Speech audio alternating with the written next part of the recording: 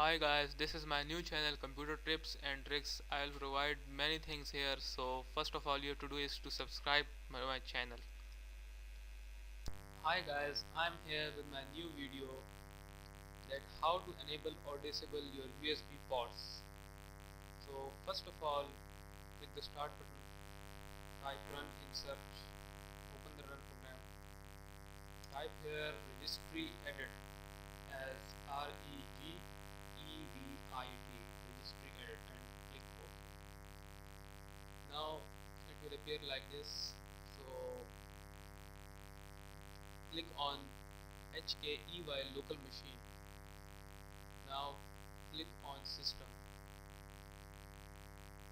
Now click on current control set. After this click on services.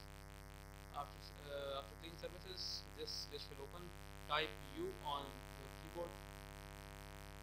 You will get into these ones. So get USBSTOR, USB store, and click on it. Here you can see there are several files. Last two files are start and type. You have to click on start. Well, double click on it. Here you can see there is 3 written. Remove it by 4 and click OK button. So all of your USB ports will be disabled, and re-enable them. Just replace 4 by 3. So all your USB ports will re-enable.